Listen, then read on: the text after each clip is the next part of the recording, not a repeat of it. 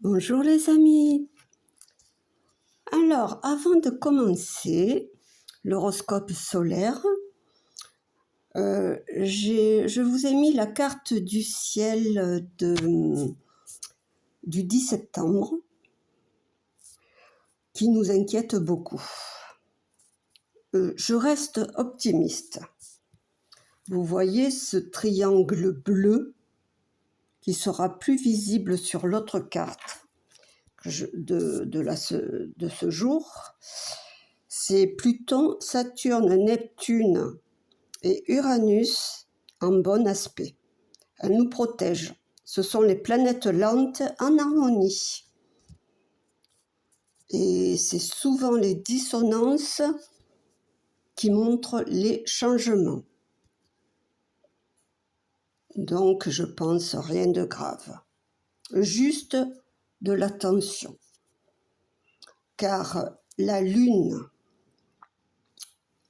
est en Bélier, en carré avec Jupiter, qui est l'autorité et la loi, et en opposition avec Mars, l'action. Mais ce Mars est en Balance. Donc l'action, elle est réfléchie, pas rentre dedans, comme une action en Bélier.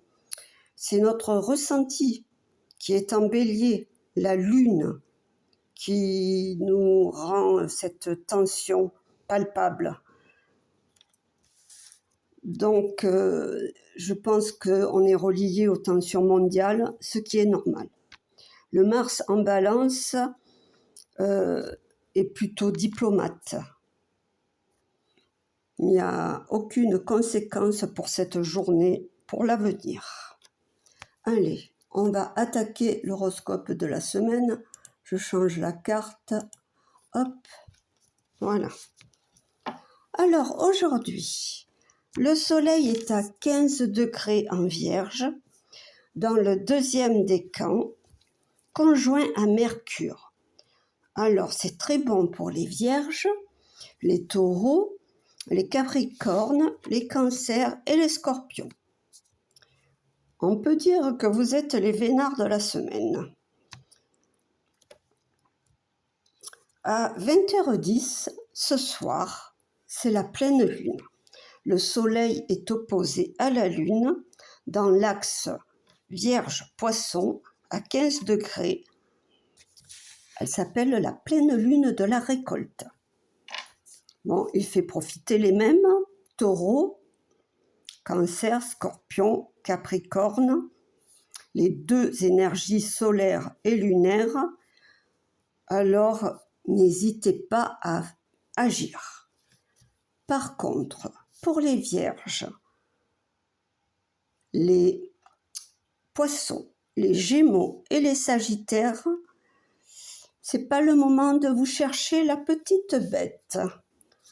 Vous réagirez au quart de tour.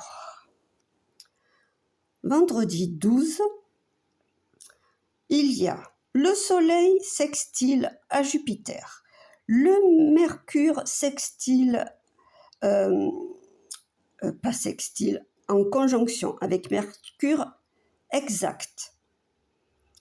Mercure, il est en sextile avec Jupiter aussi, puisqu'ils sont conjoints.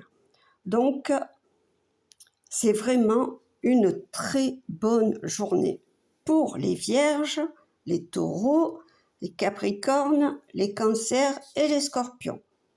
Vous avez une longueur d'avance, une énergie mentale percutante, petit bémol pour les deuxièmes décans, Gémeaux, Sagittaire et Poissons, tout vous agace. Mais une bonne nouvelle pour vous, mes Gémeaux, mes Sagittaires et mes Poissons, Uranus est rétrograde jusqu'en février 2026. Ça, c'est l'inattendu qui vous laisse tranquille. Les mauvaises surprises, c'est fini. Notons que Vénus est à 16 degrés en Lion. Et là, c'est bon pour mes Lions. Vous êtes un peu oubliés.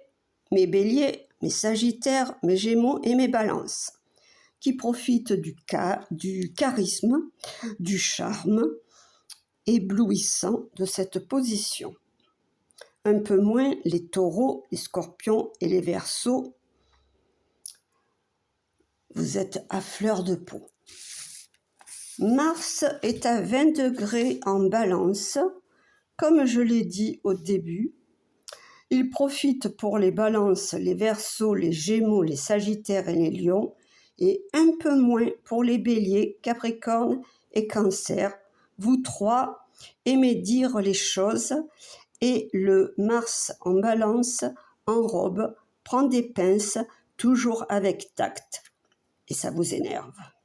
Voilà, un petit tour astral. Voyons les cartes. Un tirage intéressant.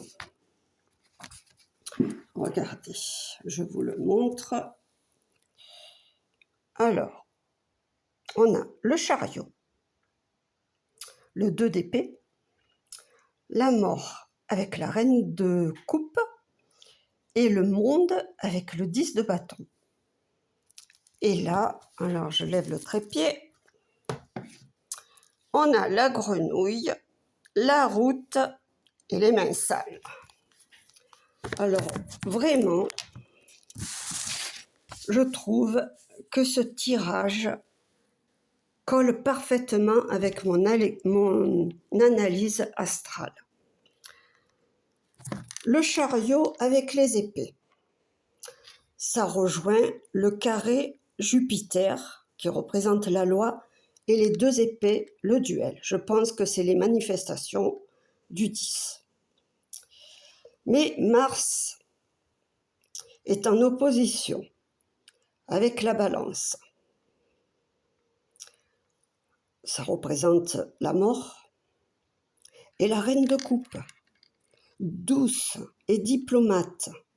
Et en dernière position, le monde avec le 10 de bâton qui représente mon triangle bleu protecteur. Gardez le moral, les amis. Par contre, le deuxième tirage est intéressant. La grenouille, c'est rigolo, hein? La grenouille est-elle sur mes volets cette semaine? Là, elle se retrouve dans mon tirage de cartes. C'est magique. La route et les mains sales. Alors moi, j'ai interprété un petit peu la grenouille comme ce texte qui est sorti il y a quelques années, la grenouille cuite. C'est une marmite remplie d'eau dans laquelle nage tranquillement une grenouille. Le feu est allumé sous la marmite et l'eau chauffe doucement.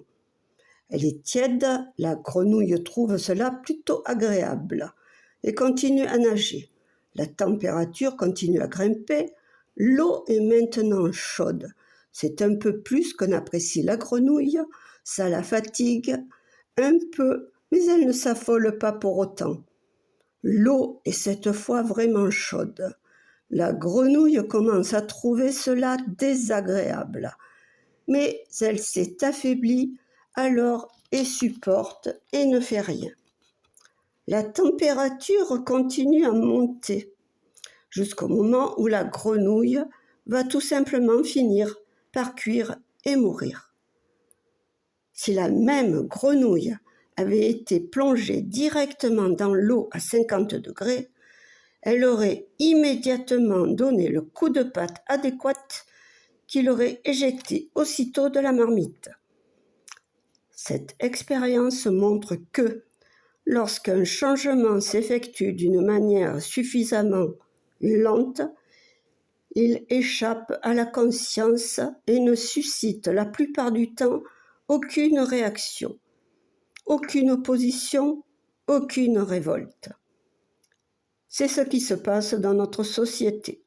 Des tas de choses qui nous auraient horrifiés il y a 20, 30 ou 40 ans ont été peu à peu banalisées et nous dérangent mollement. Alors réagissons. D'où la route, le chemin à parcourir est long et les mains sales. il va falloir se donner un sacré coup de pied au derrière. Je vous souhaite une bonne semaine et gardez le moral, le triangle bleu nous protège. Bisous, bisous!